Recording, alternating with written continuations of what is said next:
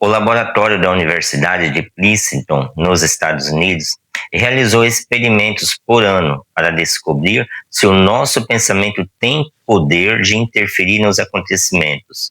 Conhecido como o Projeto PAR, a ideia era simples. Eles criaram uma máquina que funcionava como um jogo de caras ou coroas, super rápido e eletrônico, gerando resultados totalmente aleatórios. Eles pediam às pessoas que participassem desse experimento usassem o poder da mente para tentar fazer a máquina dar mais caras ou mais coroas, conforme fosse solicitado. Para a surpresa dos cientistas do laboratório, os resultados mostraram um pequeno desvio do que era normal. Era mínimo, mas constante. Para eles, isso significava que a mente humana talvez pudesse sim um empurrãozinho na realidade. A universidade tinha dessas máquinas de cara ou coroas espalhadas pelo mundo, funcionando 24 horas por dia, registrando a aleatoriedade da vida. No dia 11 de setembro de 2001, a equipe de Princeton viu algo muito estranho acontecer. Prepare o seu coração para uma aventura de conhecimento espiritual que mudará para sempre a forma como você vê a sua vida e o seu relacionamento com Deus. Seja muito bem-vindo ao canal Nisso Pensai. Meu nome é Samuel Corrêa. Este canal nasce com um propósito muito simples e claro: ajudar pessoas. E para cumprir essa missão, eu não consigo fazer isso sozinho. Eu preciso montar um time, e esse time é você. Para que eu saiba que estou no caminho certo e para que mais pessoas que pensam como nós encontrem este conteúdo, a sua ajuda é fundamental. Ela vem de um jeito muito simples.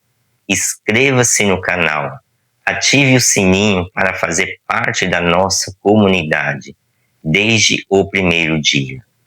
Natal. Chegamos a uma das datas mais divergentes entre o meio evangélico, o Natal. Para muitos, sem dúvida alguma, trata-se da celebração do nascimento de Jesus Cristo.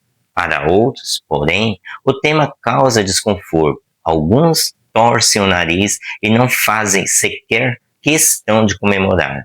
Não estou aqui para julgar quem escolhe celebrar ou não celebrar essa data.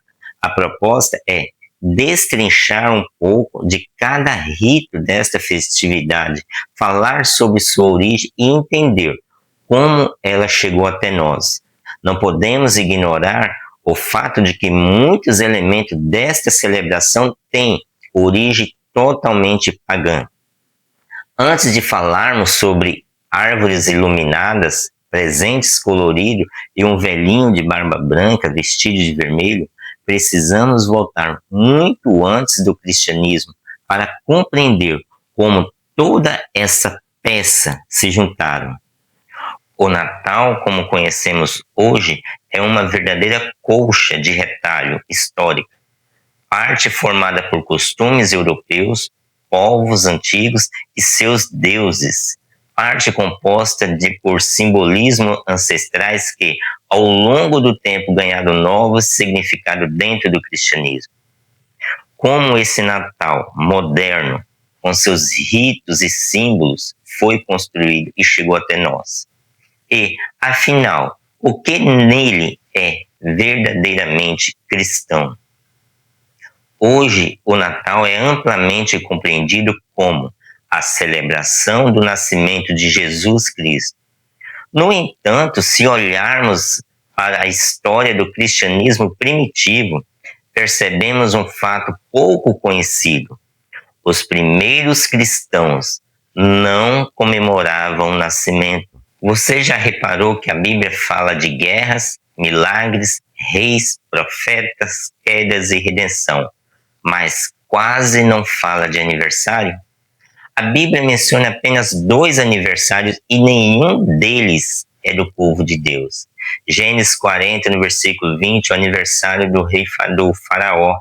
Poder, vaidade e julgamento, não celebração espiritual.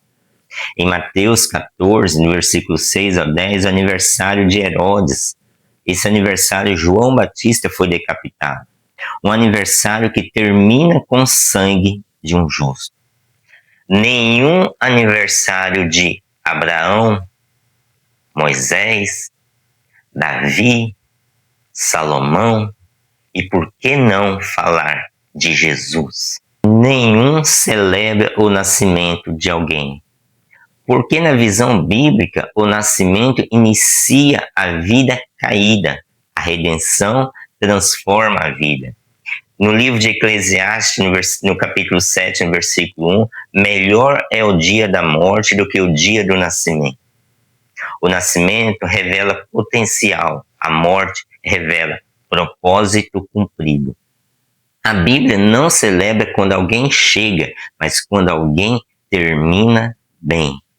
Se a Bíblia não celebra nascimento, mas celebra redenção, o que exatamente estamos comemorando hoje? Isso nos leva a uma pergunta maior. Quando e por que o nascimento de Jesus passou a ser comemorado? Jesus não pediu que celebrássemos seu nascimento. Ele pediu que lembrássemos de seu sacrifício. Fazei isso em memória de mim. Ele aponta para a cruz, não para a manjedoura. E talvez o maior convite não seja celebre o dia em que ele nasceu, mas viva o propósito pelo qual ele morreu e ressuscitou. Guarde bem essa frase, viva o propósito pelo qual ele morreu e ressuscitou. Por essa razão, do ponto de vista histórico e cristão primitivo, a própria palavra Natal, que significa nascimento, já começa carregada de um conceito estranho à fé original. Celebrar o nascimento como um evento sagrado era uma prática comum entre os povos pagãos, que exaltava o dia em que seus deuses, imperadores ou heróis teriam vindo ao mundo. Somente séculos depois, quando o cristianismo começou a se expandir entre os povos gentios, a comemoração do nascimento passou a ser incorporada.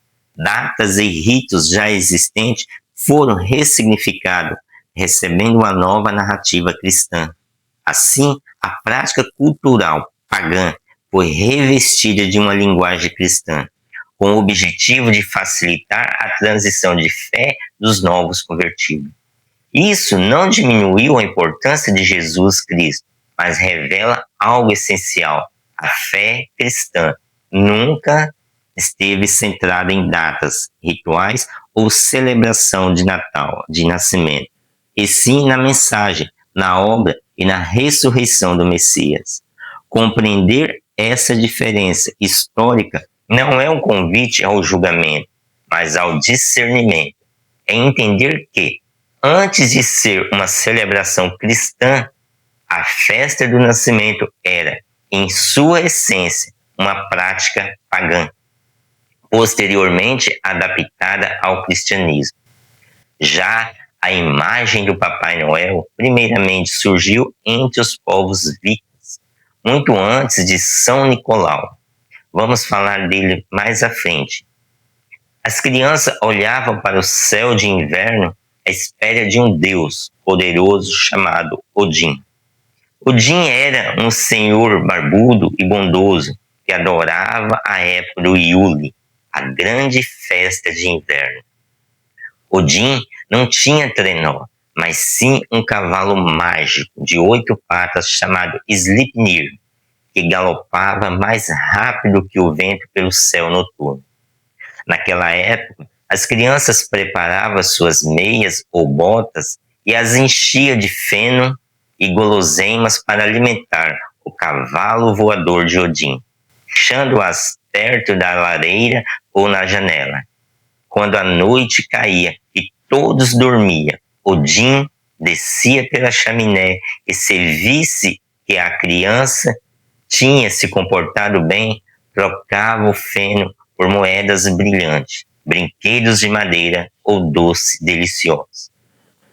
Já que estamos falando de inverno, vamos falar um pouco sobre a árvore de Natal, que tem sua origem no pinheiro. Quando o inverno chegava e cobria tudo de branco com sua neve gelada, que as pessoas notaram uma coisa mágica na floresta.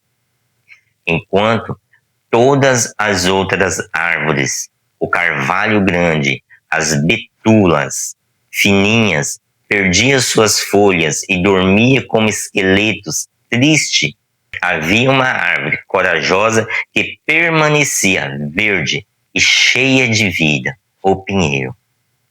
Os povos antigos que moravam em lugares muito frios viam o pinheiro como um símbolo de esperança. Ele mostrava que a vida podia resistir ao inverno mais rigoroso e que a primavera sempre voltaria. Eles cortavam alguns galhos verdes e levavam para dentro de suas casas para decorar e dar um pouco de alegria e cor ao meio do frio. Nossa festa de aniversário está quase pronta. Temos o nome da festividade, apesar que inicialmente não era como conhecemos Natal. Temos o personagem, alguns enfeites como a árvore e agora. Quando? Que dia comemorar? Antes do Natal existir como conhecemos hoje, já existia uma data muito importante para os povos antigos: o solstício de inverno.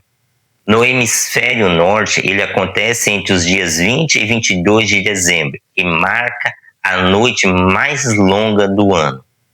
É o dia em que o sol fica menos tempo no céu. Para quem vivia sem eletricidade, sem aquecimento e sem ciência moderna, isso era algo profundo. Era frio, escuridão, mas também um sinal de esperança. Os povos antigos perceberam algo essencial. Depois desta noite, o sol começava a voltar. Cada dia, a luz permanecia um pouco mais no céu. Por isso, essa data passou a ser celebrada. Os romanos festejavam o Sol Invictus, o Sol Invencível, celebrando o nascimento da luz. Os povos nórdicos e germânicos celebravam o Iule, com fogueira, árvores verdes e rituais para os deuses da natureza. Na Pérsia, celebrava-se a noite de Ialda, ligada ao nascimento de divindades da luz. E em várias regiões da Ásia, o solstício marcava equilíbrio, renovação e novos ciclos. Em toda essa cultura, a mensagem era a mesma: a noite mais longa não é o fim. Ela marca o momento em que a luz começa a vencer a escuridão. O solstício de inverno não era apenas um dia no calendário. Era a celebração do retorno da luz, da vida, da esperança. Pronto. Os retalhos da coxa estão prontos. Agora falta a linha e unir todos em um único objeto. E quem vai fazer isso? O cristianismo. Mas o que ficou até aqui é que o Natal que conhecemos hoje é totalmente pagão. É como se o carnaval hoje, uma grande festa pagã, se transformasse há algum tempo em uma festa cristã. Quem preparou a agulha com linha para unir esse retalho foi um historiador do século III. Por volta do século III, um historiador chamado Júlio Africano tentou organizar a história do mundo usando os conhecimentos e simbolismo de sua época. Ele partiu de uma crença antiga conhecida como a doutrina da idade integral, que dizia que grandes figuras tinham vidas perfeitamente alinhadas, começando e terminando na mesma data. Júlio Africano acreditava que Jesus morreu no dia 25 de março, uma data associada à Páscoa judaica no calendário romano. Seguindo essa lógica, ele concluiu que Jesus teria sido concebido nesse mesmo dia. Ao somar os 9 meses de gestação, Júlio Africano chegou ao dia 25 de dezembro, como a data do nascimento de Jesus. Essa ideia não começou como uma festa, mas como um cálculo simbólico e teológico. Com o tempo, essa data acabou se conectando às antigas celebrações do solstício de inverno e deu origem ao que mais tarde seria conhecido como o Natal. A ideia do 25 de dezembro surgiu com Júlio Africano, mas somente no século IV, com o Papa Júlio I, essa data passou a ser oficialmente adotada pela Igreja de Roma. O registro mais antigo do Natal, em 25 de dezembro, aparece na cronografia de 354, que dizia que Jesus nasceu 8 dias antes da Calendas de Janeiro, uma forma romana de indicar o dia 25 de dezembro. Essas festas pagãs aos poucos foram se tornando festas cristãs, mas havia um probleminha. Havia vários personagens destas festas, Odin, Deus Sol, e em cada povo tinha seu personagem. E convenhamos, Odin não podia ser o rosto de uma festa cristã. Então surge a pergunta: quem poderia ocupar esse lugar? Quem teria autoridade moral, simbolismo e aceitação popular? E agora, quem poderá nos salvar? Lembrando a famosa frase do Chapolin Colorado: eis que surge São Nicolau. São Nicolau não era um personagem mitológico, ele foi um homem real, que viveu no século IV na região da atual Turquia. Era bispo na cidade de Mira e ficou conhecido por algo raro, até mesmo hoje: generosidade silenciosa. Nicolau ajudava os pobres anonimamente, protegia crianças, defendia os injustiçados e acreditava que o bem não precisava de aplausos. Uma das histórias mais conhecidas conta que um homem pobre não tinha dinheiro para sustentar suas filhas. Sem dote, elas estavam condenadas a uma vida de miséria. Durante a noite, Nicolau jogou moedas de ouro pela janela ou pela chaminé da casa. O ouro caiu dentro de meias que estavam secando. Ele não deixou nome, não pediu reconhecimento, ele apenas fez o bem. Com o tempo, esse homem generoso se tornou símbolo de cuidado, proteção e recompensa às crianças. E foi exatamente isso que a igreja precisava: um personagem que substituísse antigos deuses do inverno, como Odin, mas sem apagar o sentido de luz, esperança e renovação. Assim, São Nicolau foi ocupando o espaço deixado pelos deuses antigos. O velho do inverno continuou, mas agora com um novo nome, uma nova história e uma nova narrativa. Odin sai de cena, São Nicolau entrou. E com o passar dos séculos, esse bispo generoso se transformaria no personagem mais conhecido do Natal moderno, o Papai Noel. Mas São Nicolau não entrou na história sozinho. Os símbolos antigos não desapareceram, eles foram transformados. Antes, quem cruzava o céu de inverno era Odin, montado em seu cavalo mágico de 8 patas, Sleipnir, capaz de viajar entre mundos. No imaginário cristão, o cavalo dá lugar às renas, animais fortes, resistentes ao frio, conhecidos dos povos do norte. A ideia permanece a mesma. Um ser que atravessa o céu, vence distâncias impossíveis e visita o mundo inteiro.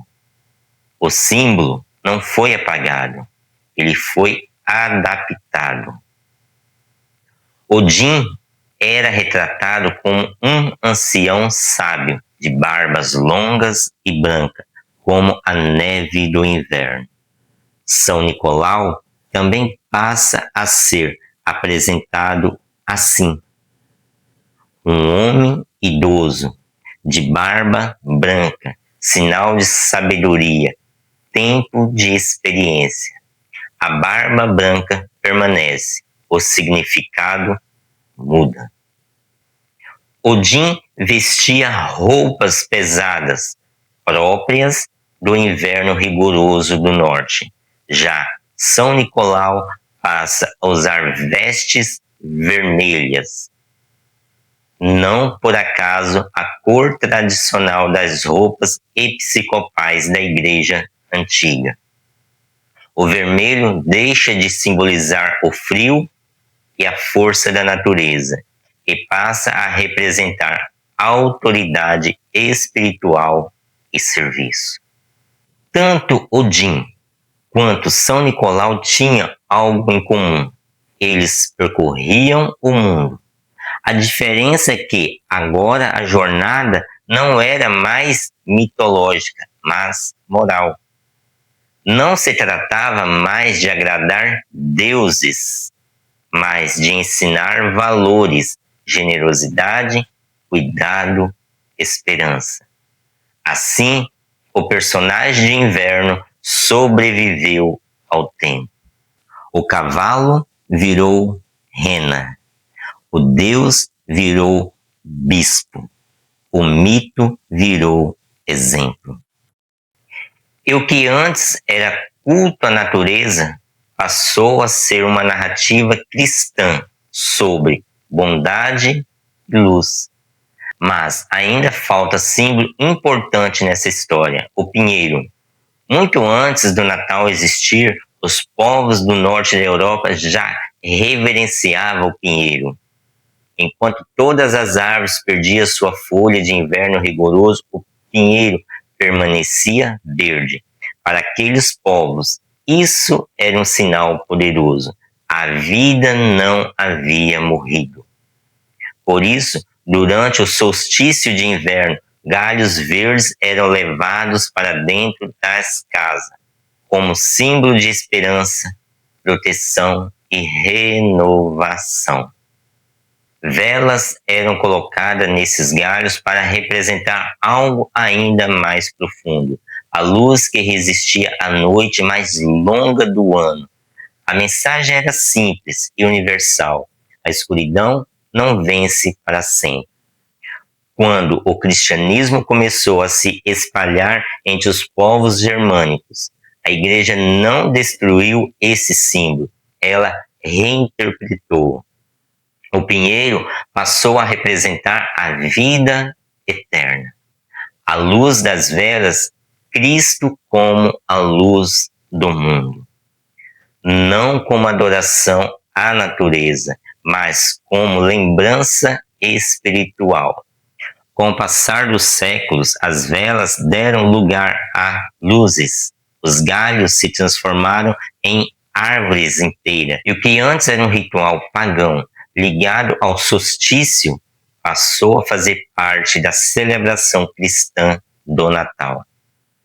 Assim aconteceu com Odin.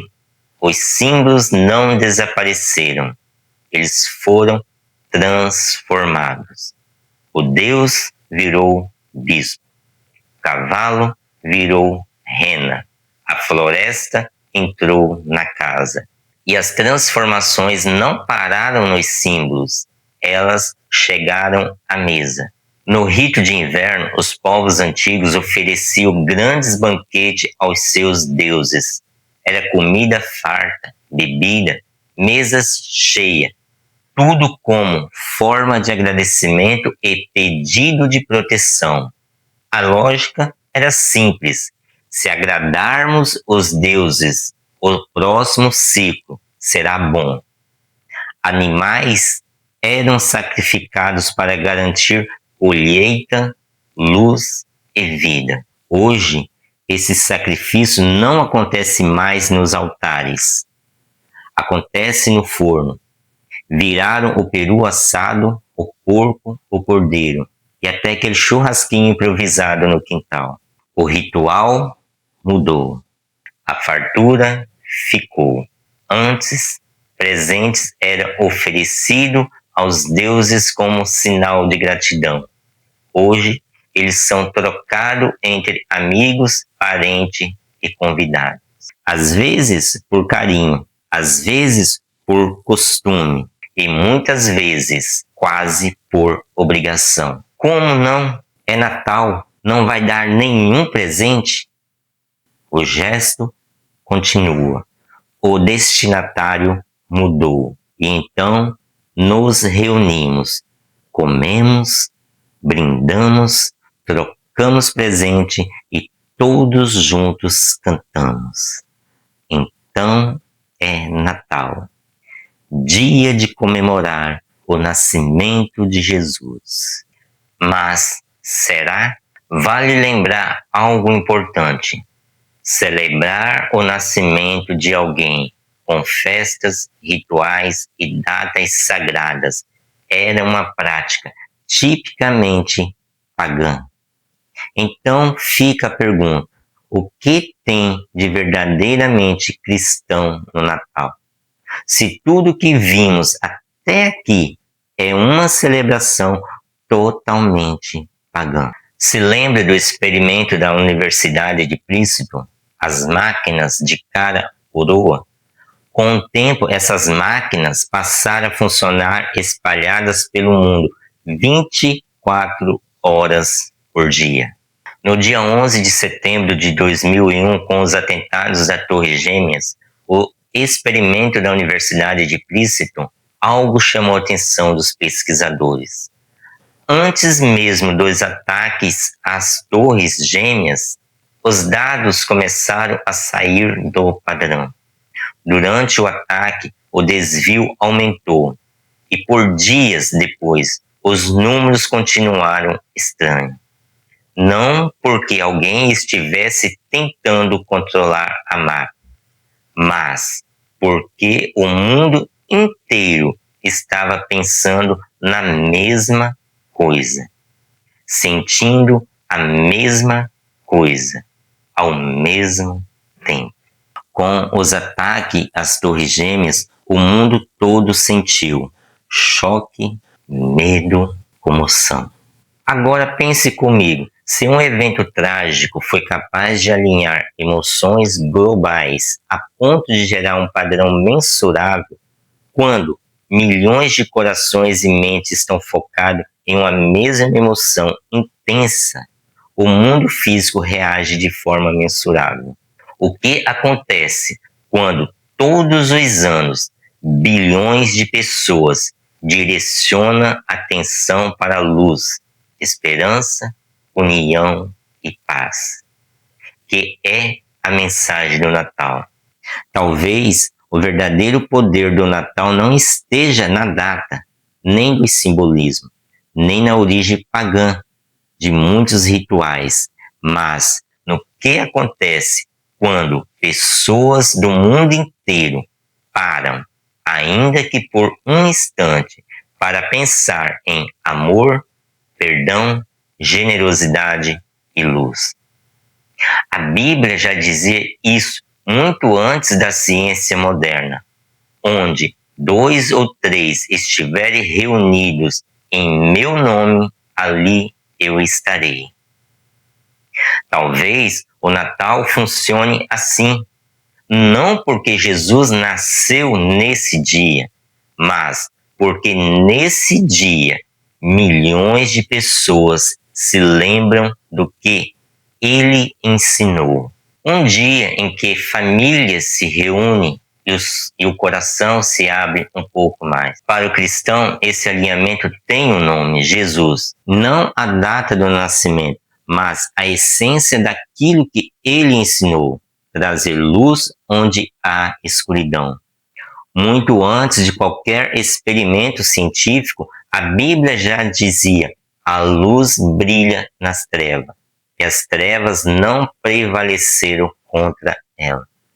Talvez o Natal não seja sobre quando Jesus nasceu, mas sobre quando o mundo inteiro lembra do que ele veio ensinar.